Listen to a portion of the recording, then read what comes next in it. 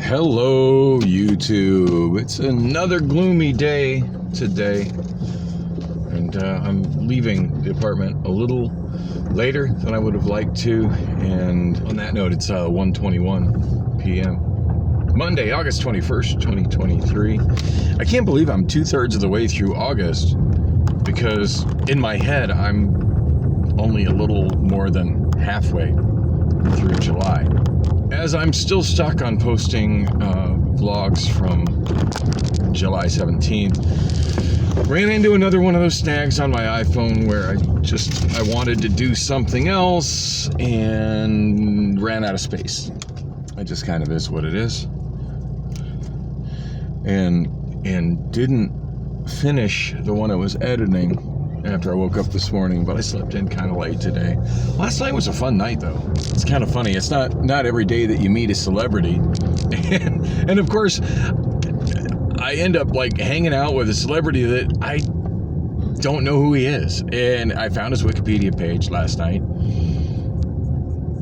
Doesn't change the fact I don't know who he is. And the funny thing is, I've seen a lot of the shows that are in his filmography, and I'm guessing I'm just going to have to watch them again. Maybe when I watch them again, I'll be like, oh, that guy.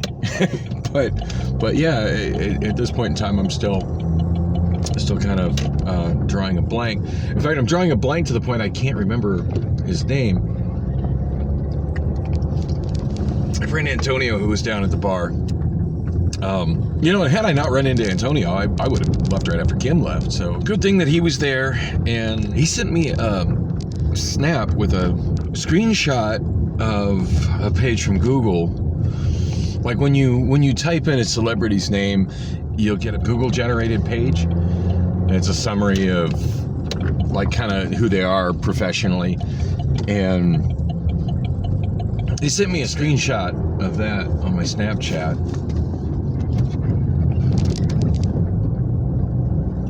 Maybe I can pull that up really quick without not endangering anybody on the road. So there's not anybody on the road. And I'm doing that on Obamaphone 5, which is brutally... It's remarkable how much that phone struggles to do simple things. In fact, last night at one point I was trying to, which was one of the more interesting discussions that I had with the actor that was there, was I was trying to, I had both I think my iPhone at that point, actually I think I had my iPhone and the phone I'm shooting video on now, Obamaphone 3, which is kind of like my designated video recording device. I had them both busy. One was downloading a file, one was uploading a file. So yeah, both, or maybe the iPhone was downloading a file from the cloud, a large video file, over the Wi-Fi at Newtown. And Obamaphone 3 was busy running the stabilization filter, which by the way is pretty time consuming on it. So I was wanting to put some songs on the jukebox, so I ended up, for the first time ever, logging into TouchTunes on Obamaphone 5, which I was kind of surprised that I hadn't done that already, since the app was on there, but Obamaphone 5 was set up from an image of one of my previous Obamaphones, so it's got apps on it that I have not yet logged into, that I have not yet deleted to make space, and surprisingly, TouchTunes was one of them. And god damn did it struggle. Now, once I got it actually up and running and was able to play a song with it, it was fine. But like the first song that I played on it, like it struggled so much trying to do that it crashed and gave me an error that was like really cryptic. So obviously something that the programmers never expected would happen, because nobody really envisions when they're developing an app that would be run on something as shitty as this UMX smartphone. The model number of which I can't remember. And mind you, this is not the worst UMX I've had. The Obamaphone number 1 was also a UMX, and it was even worse. Anyway, so the actor's name was DJ Qualls. I hope I'm pronouncing that right. Qualls. Super nice guy. And it's funny, he said he'd never heard the term Obamaphone before, so Antonio and I are like trying to explain what an Obamaphone is. I'm like, yeah, dude, this is my 5th one. And then he had asked, you know, he's like, that's crazy, you got 3 phones. He goes, I said, well, sometimes I roll with even more. I said they're all kind of crappy phones, so I get them, you know, each one busy doing something. I just go on to the next one, and I shoot a lot of video. He goes, oh, I said, yeah, and I laughed. I said, for someone in your position, this is going to seem laughable, but I kind of consider myself sort of an amateur cinematographer. He goes, oh, really? I said, yeah, I just post a bunch of crap on YouTube. I said, I've got maybe 20 people that watch it. and it did get a laugh out of him. He's like, well, hey, you know, at least you're doing your thing. That's something. I said, yeah, it's, you know, it's by no means anything I can make a living on or something I intend to make a living on, but it's turned into a fun way to pass the time. And it's something anyway. But yeah, I'm not surprised he never heard of I'm a little surprised he's never heard the term Obamaphone. It seemed like that was such a colloquial internet term that got used a lot and sort of a meme when the Obamaphones first started rolling out, you know, and when companies were able to get that, when private companies were able to grab onto the Lifeline phone money and program and just started appearing in random places giving out phones to the homeless and poor. And like, I remember a channel I used to follow religiously. I sort of lost interest of them when they went mainstream and changed their name. But the channel name used to be WTFBrahh. And then their tagline at the end was, what the fuck, brah? And they would do just some of the funniest, like, auto-tune meme type videos. And one of them, and some of them they make straight up original songs for.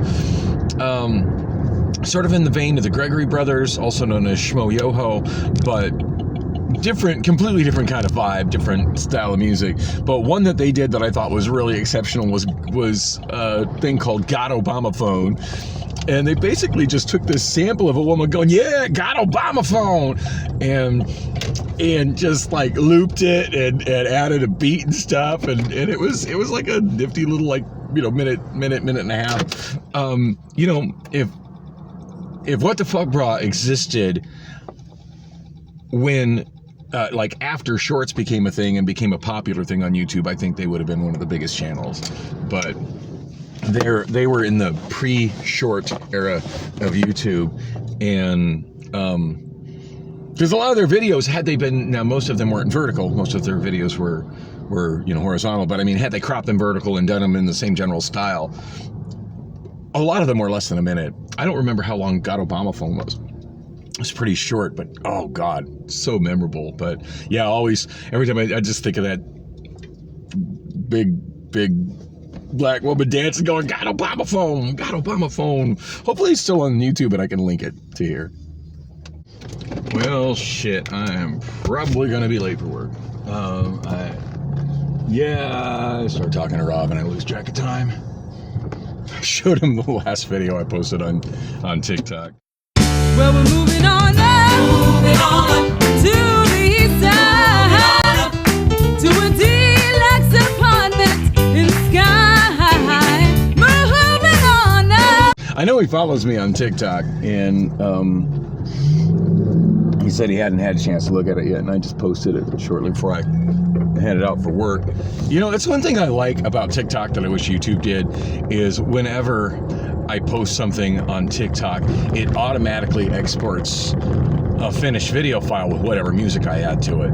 Like, I have the source video that I edited, but I won't have, oh, by the way, it's 1:48 p.m. right now. Yeah, I won't have that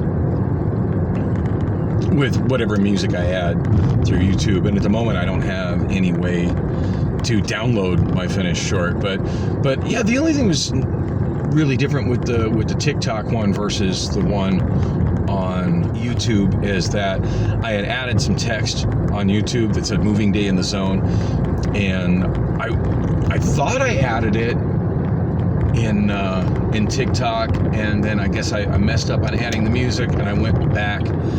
Like I went a couple steps back to add the music, and I guess in doing that, I lost the text and didn't realize I lost the text. So, not that makes a difference. I get most of my views on this channel, like by a large margin, from my shorts, which I never intended this to be a shorts channel. To be honest, I never intended this channel to be anything other than just a place to put personal stuff and audio tracks of generally speaking unavailable local music and other music that I like that I didn't. Oh, there went my transmission. That I didn't feel belonged on my main channel, which back in the day was Dan the Taxi Man.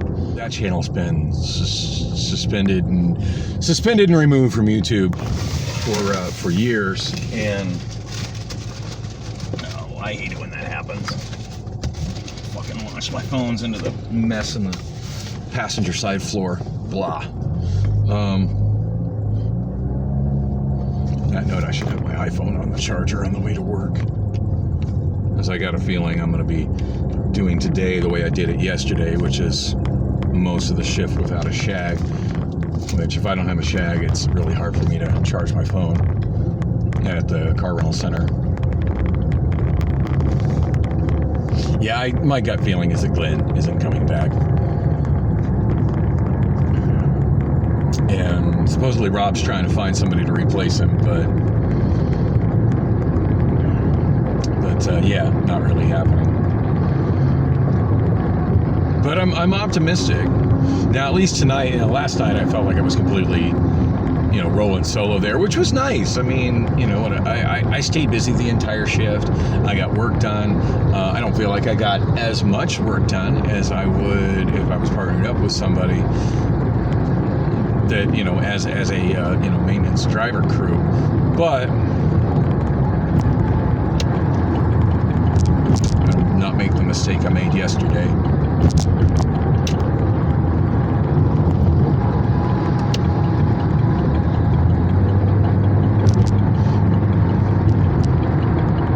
I was on this side and went past the 24th Street exit thinking, oh yeah, it's quicker if I go from the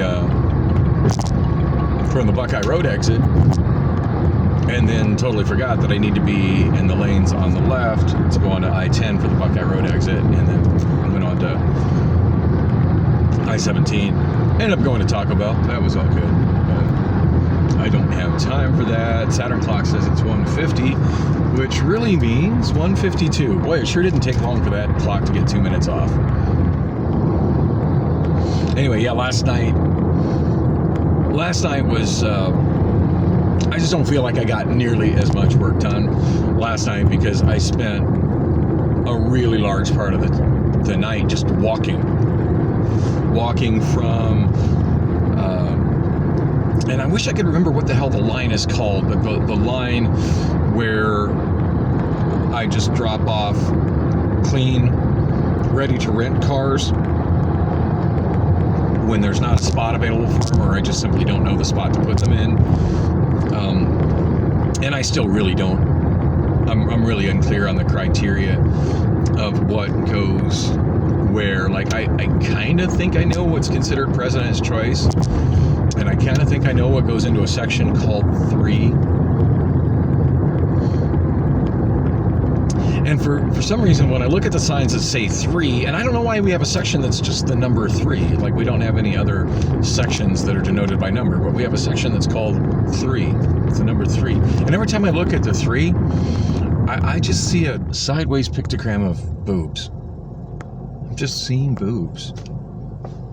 I think that's because what I need in my life is more boobs. But anyway, I think I know what goes in 3, and I think I know what goes in President's Choice, PC.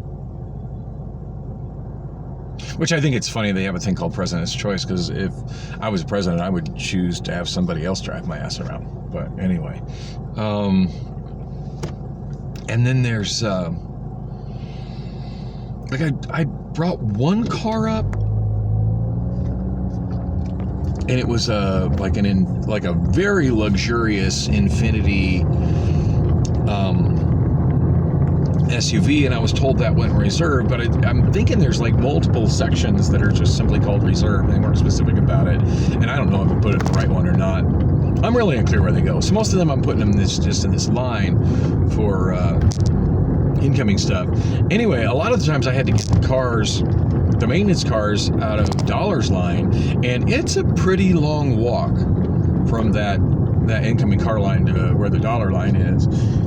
And rather than do it outside in the heat and the wind, and God, it was so windy last night, the signs kept getting knocked down out on the lot. And after standing one up and having it get knocked down within a half hour, I'm just like, yeah, I'm not wasting any more time and effort on those. These are heavy, and the wind just tosses them over like nothing. The wind kept knocking them down, and after standing one up and within the hour the wind knocking it back down, I just decided that was a massive waste of my time and just left them laying down for the rest of the night. They've been standing up today. It's been windy today, but nothing like it was last night. So yeah, you like that jump cut? I ran out of space on Obamaphone 3 right as I was rolling into work. Just finished up my shift right now. It is 10:47 p.m. I've just been chilling in the break room, and oh wow, somebody smashed the hell out of that one. Yikes. Yeah, I've just been responding to some YouTube comments and responding to some text messages. No real plans for tonight. Today was different at work. No Glenn again today, and after the conversation that I had with Rob and also Anthony, I don't think that Glenn still has a job here, even if he does come back, which really bums me out. I absolutely loved working with Glenn and loved hanging out with Glenn. And I know I've got his phone number somewhere on my phone, but I didn't save it to my contacts with his name on it. I mean, I never called him. I never talked to him. I sent him one text message so he could do a referral to Wonolo, because there's a certain way I have to do that for him to get a bonus on his first shift for using a referral, and for me to get a bonus for him using my referral. That'll be on my phone somewhere because it sends it as a text message. I do that with a lot of people, like anybody I think that could benefit from doing some extra work. And I'm up to nearly $2,000 from Wonolo, by the way. And yeah, they're still throwing constant jobs my way. Now, whether I'll work this weekend through Wonolo or not, I don't know. I probably will. It really felt good to just take the time off yesterday. And I made a lot of progress with my vlog for the weekend. Since I wasn't working at HelloFresh, which felt good. I mean, not like that's the most important thing, but being that I'm well over a month behind at it right now, yeah, it feels good to make progress on that. So, oh gosh, what was today like? So yeah, no Glenn, as I stated. When I got here, according to the timesheet, and I mentioned before, there's a paper timesheet where everybody signs in, and there's separate sections for different areas, and I signed in. Under maintenance drivers, there were 4 maintenance drivers on the sheet that were signed in. There was Jasmine, the French guy. I don't know why I always forget his damn name. Emmanuel. And there were the 2 guys who essentially trained me, Keontae and Andre. I don't know what the hell went down between Keontae and Andre, but apparently they don't want to work together anymore, which is awkward, because they made an amazing team. Anyway, I come in by myself, and whenever I come in, oh, and also, you know, Esther was there, but she doesn't sign in under there. I don't know where she signs in. I don't even worry about it, but I did see her and talk to her a little bit, not much. I think she's probably got the memo that I'm also a lead now, so she's not really my supervisor anymore. I don't know. She's definitely slow to roll with me, whatever the situation is. But anyway, I get in, and generally when I start my day, I clock in.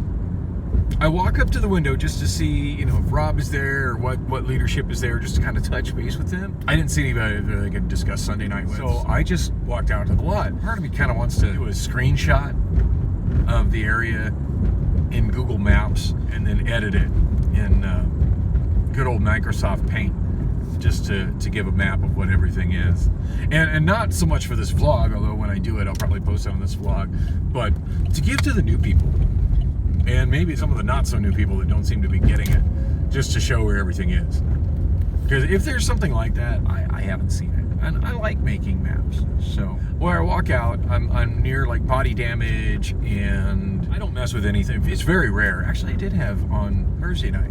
Thursday night, it was really random. They did have me move a few of the cars that were in. They had asked the whole crew to do it, and I told Anthony that I would handle it because that would be a sensible way for me to get myself over to Dollar to pick up the maintenance cars, which worked out really good. I mean, that kept me busy for quite a while without needing any rides from anybody else, or the guy that had been working with me earlier that was really not very helpful. Generally speaking, I don't move anything out of the detail area, but right behind it is body damage, and it's not unusual when I get in there at 2 o'clock for there to be pop trunks on body damage. Now there weren't, but that's kind of where I go in, and then I just start working my way across the whole maintenance yard area and move anything that needs moved, whether that's on the lines and consolidate the lines, or whether that's pop trunks, moving them where they need to go, to the dirties, what have you.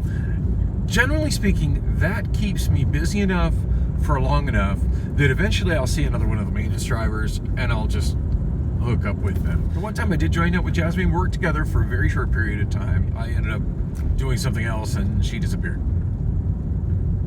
I don't really know what she does when she's there all the time. But apparently she's still working there. It looks like when Emmanuel is rolling solo that he's starting to kind of do the same thing. Because at one point I'm riding around with Keontae and we were just kind of laughing at how Emmanuel was just driving around. And then at one point, like, we had dropped off a car. I was driving the shack and he had just dropped off the car and I was going to pick him up, and I would have moved the car that had just got dropped off in the gatekeeper line. I would have moved it, except suddenly Emmanuel came driving up and was stepping out to move it. And I'm just like, well, that's really redundant, as we're wasting, like, putting extra miles on cars for no reason and burning gas for no reason, but okay. It's like, well, whatever. I'm not the supervisor. This is not my job to this is a day shift problem. I'm night shift. Like, this is not my deal. This is not my problem. Basically, I was looking at that. But Keontae and I had a good laugh about it.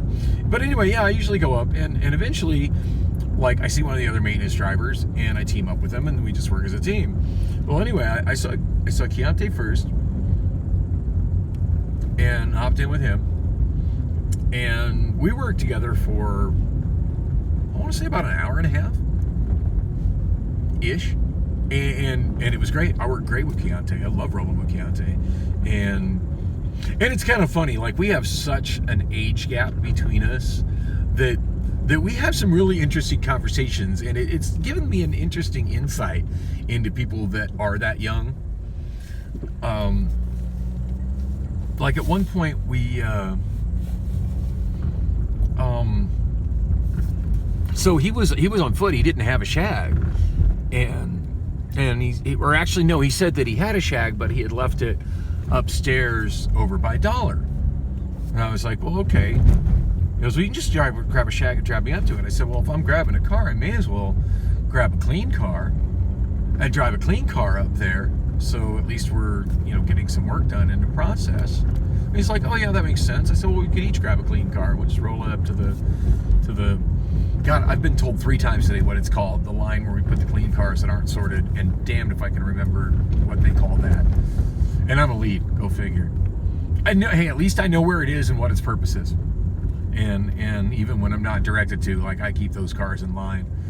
I had to talk about with Rob and when I was talking with Rob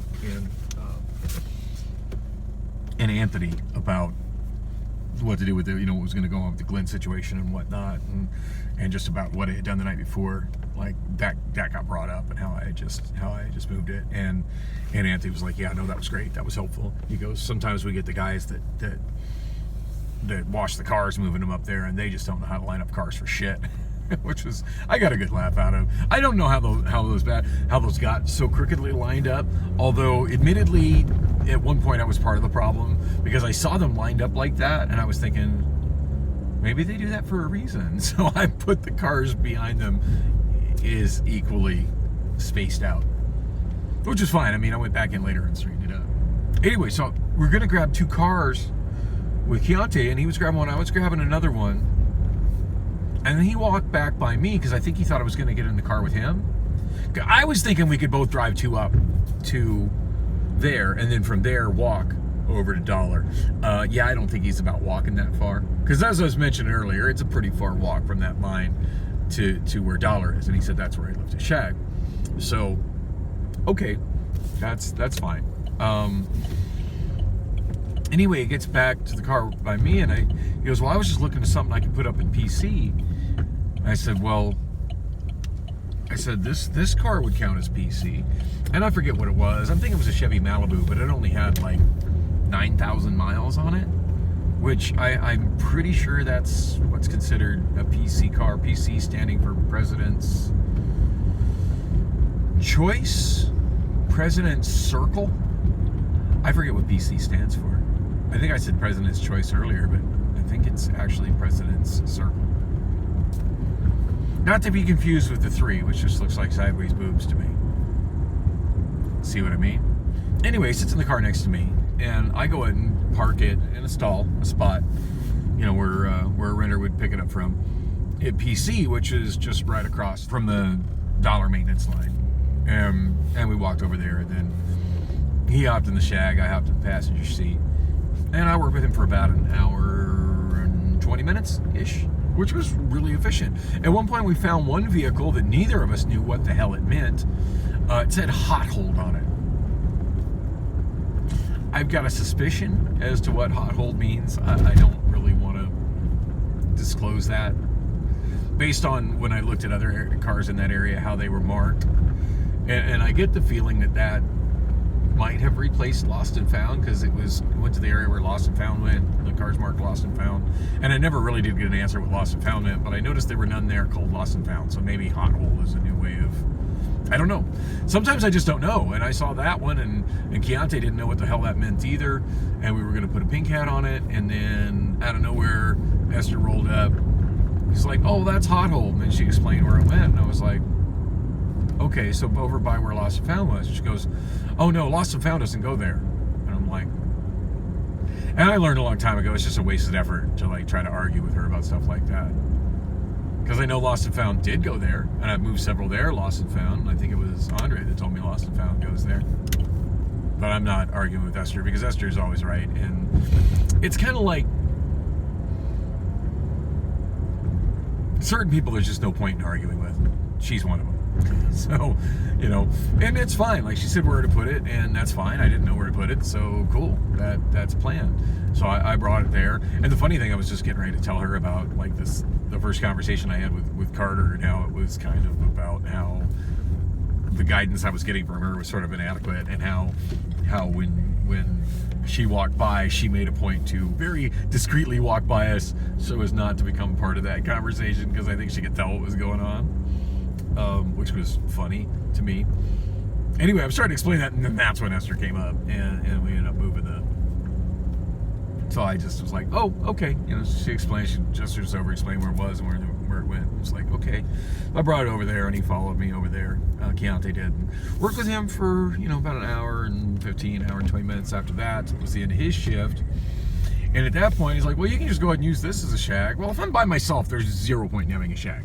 Like, if you're in a Shag and you're by yourself, like, you're just driving in circles, doing nothing. So, yeah, it's pointless.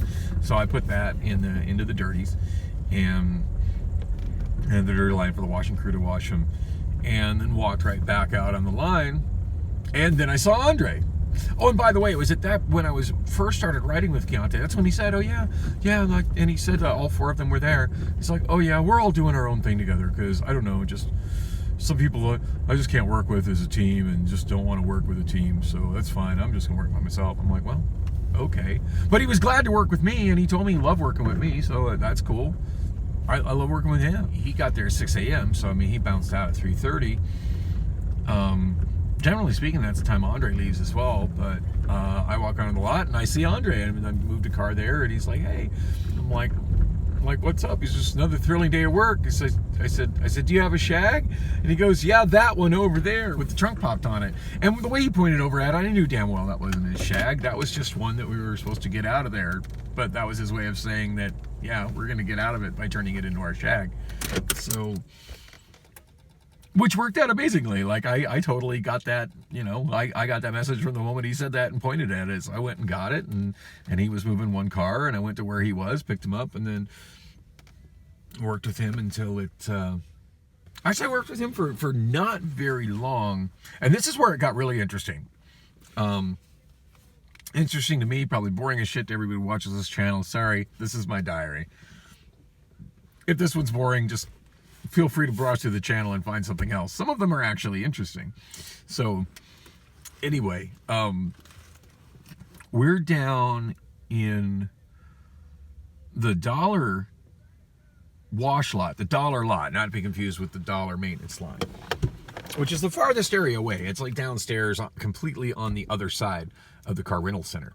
Rob rolls up on us, which, generally speaking, like, if Rob rolls up on you while you're working, like,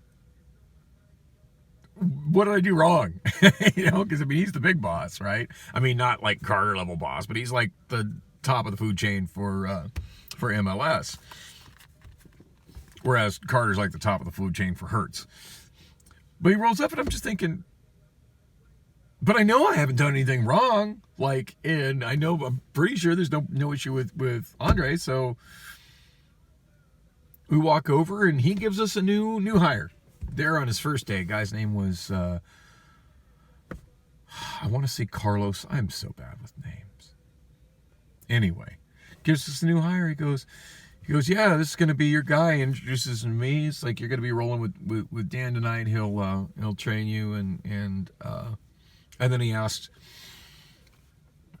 Andre what time he was off. Because normally Andre's gone by then. And that's when Andre was like, oh, I'm off it. He goes, yeah, I got here a little late, so I was going to stay till 4:30. And, oh, damn it, I just dropped my damn key. Oh, there it is. I really need to clean this stupid car out. So he goes, yeah, I'm going to be here till 4:30. And I said, well, that's fine. I'll just, it'll be nice. There's, we can all roll together and teach him what we can teach him. I said, and he goes, yeah, he'll be with you. He goes, he's not going to be quite with you all night. He goes, he's only here for 4 hours, but if you teach him what you can in 4 hours, I can teach somebody a lot in 4 hours, So, and then it was just moments later. I mean, literally moments later, that Anthony flags me down and puts another new guy in my car. Older guy, like, I'm thinking probably older than me, African. He's got a strong accent, and I know he said where he was from. I want to say Uganda, but I'm not 100% sure. But he's lived in the valley for 9 years. Andre had asked him, where you from? Hey, do you? So he goes, wow, you have a really strong accent for being here 9 years. And he said that that's still home, and he goes back and forth all the time. So, like, how cool is that? Just imagine regularly going back and forth from Arizona to Africa. That sounds amazing to me. I would love to be able to do something like that. I mean, it was a big deal for me back in the summer of 2019, going back and forth between here and San Diego. Felt like an amazing freedom of being able to do that kind of traveling as part of my regular routine. So to be able to go back and forth to, like, Uganda, that sounds amazing to me. I'm trying to think when I had the conversation with, I think the conversation that I had with the manager and the night manager, Rob and Antonio, I think that happened after I put the one that I was working with Keontae, like right after Keontae left, and I put that in the dirties. At that point, I walked into the break room to grab myself a Mountain Dew. Certainly I was ready for a Mountain Dew at that point. I hadn't been able to touch base with any kind of leadership when I got there, so I was hoping that I could, and that ended up being perfect timing. And they were glad to see me walk in because they wanted to discuss the stuff with me. And that's when it was just like, regardless of how good Glenn is when he's here, we can't rely on him to be here, and it doesn't even look like he's coming back. So it goes, yeah, I'm going to get you. Oh, and then there was some other new guy there. another African guy, but a younger guy. And by African, I mean African, not to be confused with African American, which I can tell like pretty much by the accent. I don't know where he's from. I didn't really talk to him briefly. Like he said, he talked about coming in tomorrow. I was thinking he was going to work with me right then. And I go, oh, he'll be back here tomorrow. He goes, you want to come in for, he said, well, Wednesday. So I guess he's coming back Wednesday. Hopefully that guy actually comes back. I'm all for training some new people.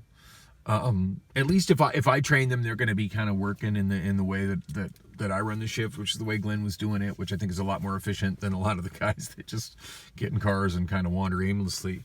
Now, I did get some inside information from the woman who is very young, dark, and attractive, and I wish I knew her name because I find her so freaking attractive. But the woman who works the night shift, checking in cars for Hertz, and she wears a Hertz vest. So she's definitely an employee of Hertz as opposed to MLS. But yeah, I kind of work in tandem with her. She really liked Glenn too, so she was pretty bummed when I told her that, yeah, it looked like Glenn was done. She was telling me why the night shift got blown out prior to me becoming night shift lead, and the reason that they were like, oh yeah, we're gonna make you lead, Dan, and then everybody else is you need you to train and hire some new people and you'll train them. I guess what they were doing, and I was shocked to hear this because a couple of them I worked with, like typically between like 2 and 4:30, and I liked working with them. The one guy had a baby on the way. Hopefully that's working out because last I heard from him, things were getting kind of not so good between him and his baby mama. I'll probably never see him again because apparently he's been fired. But yeah, what she told me that they were doing, said they were rolling up, and whenever they were getting behind on cars, they were grabbing their knife and just scraping the text off the windows to make it look like they were just dirties that needed to go down to be washed, so the up-down crew would move them, which is pretty messed up. I mean, if somebody's already determined there's a problem with the car, even if it's a minor problem, like wiper blades, there's a reason we have a shop and a maintenance crew, so that shit gets fixed and doesn't get rented out to another person. So yeah, I could see where if Hertz knew that was going on, where they would be pissed. I mean, if I was any level of management and somebody under me was doing that shit, like, stern warning, I see you do it again, you're just out of here. Like, and I'm blown away by that, like why anyone would do that, because it's a pretty kick-back, easy job. And even if you get behind, like if they see that you're constantly working, it just is what it is. Yeah, last night I was a crew of 1, and by last night I mean Sunday night. I was a crew of 1. Obviously I'm not able to move as many cars around, especially considering how many times I had to walk from where the clean car line was over on the Hertz side of the rental car center, up the escalators, across the rental car center, down the dollar escalators, and then over to the dollars area. It was kind of funny. I got to chat with the gal, and I wish I could remember her name. She's really sweet, although she never gives my employee discount on top of what they call the happy hour sandwich discount. I swore I wasn't going to buy another sandwich and not talk to the other woman and get a straight answer on whether that was allowed, because I'd always been able to get it before. But I really wanted a sandwich tonight, and I was glad to see her, and she's a sweetheart. But yeah, I had mentioned to her, she's like, I said, yeah, it's my new trainee. And by that time, it was just me and the African guy, whose name is Adu. Apparently pronounced the same as Charday's last name. Which I mentioned that Andre was still with us, and Andre's like, where do you get Adu out of Charday? I said, you remember Charday the singer? He goes, yeah, where do you get Adu from? I said, that's her last name. So how do you know that? I said, I don't know, I'm kind of a fan.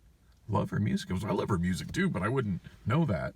Which seems, I don't know, I don't know, her full name has been something that's just something I've known since, I don't know, I was like 17, I guess, since Diamond Life was a new popular album, and I read the credits on the back, I'm like, okay, Charday, I do. On that note, maybe I'll go in and listen to some Charday. That'll help me chill out and put me in a good mood. Not that I'm in a bad mood, but just, it's good, relaxing music. And I haven't been spending enough time with my turntable lately. So, So anyway, yeah, I'm up there, and I had that little quick meeting about how stuff went the night before, and I mentioned, moving the cars on the line and so on and so forth. And I'm just like, yeah, I just kind of took it on myself to do whatever. But yeah, I didn't move as many cars as I could because I spent a lot of time just simply walking. And I mentioned that to the gal at the sandwich shops too. It's like, I told her, it's like, yeah, that's why you saw me walk from that end, and I'm gesturing, where the hurt side is, to that end, gesturing where the dollar side is, because the sandwich shop's like literally right in the middle. And well, that's why you saw me walk across that way so many times. You never saw me go in the other direction. So that I'd bring a clean car up, and then I'd have to come up and then the most direct route. And she goes, "You got an air conditioning?" I'm like, "Oh yeah, the air conditioning is nice too." So, but yeah, the most direct, efficient route to get from there to there is to come up those escalators, walk across this lobby, and then go down the other escalators. Normally that would be considered fucking off, but it was literally the only way I had of getting my job done last night. It just was what it was. But yeah, I'm shocked to hear that's what the old night crew was doing. Like, that's just, it's such a kickback, enjoyable job. Like, why would you? I don't know. I don't get it. I don't get people who do stuff like that at work. I just absolutely don't get it. But they're gone. It's kind of my crew and my shift now. So both guys I worked with tonight, I'm not quite sure what to think about Carlos. Like, the very first thing that he did, and this is before we even ended up getting a do match put into our crew. He's supposed to move the car from the front of the dollar maintenance line, and so there's this concrete barrier, and then there's a space in the concrete barrier that you have to go through, which is very narrow. Yeah, obviously he's not going to go forward and cut right and turn into it. No car has that turning radius. But it's not rocket science to figure out how to maneuver a car through a hole in a wall. And like, he had two options. Option one, go forward, cut left to where there's more space, turn around, go through the hole in the wall. Option number two, which is what I would have done, there was no cars behind him. Back it up the length of about 2 cars to where you can cut to the left and swing out wide enough to cut to the right, go through the hole in the wall. That guy sat and struggled with how to do that maneuver for an obscenely long time, while Andre and I just watched to see how he was going to solve that ridiculously simple problem. And I'm like, I feel bad. I feel like I should have told him how to do that. And he's like, dude, if he can't figure that out, he doesn't belong working here. He goes, that's not a maintenance thing. That's just driving a car. And I'm like, well, you're not wrong. I said, but I really need help at night. Glenn's not coming back. I said, I really need help. I said, this is all about you. I said, well, I mean, I want this guy to succeed. It's kind of shitty for me when I'm having to do this job by myself and I'm just walking and getting half as much done. But yeah, the majority of the night spent training the 2 drivers, and for the most part, I think it went pretty good. I've never really been one for teaching and training, but I've certainly done it before.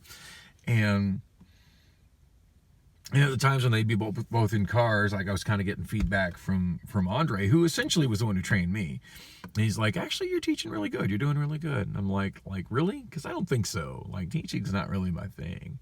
And he goes, hey, you're doing way better than Esther. And I'm like, yeah, it's not a very high bar, dude.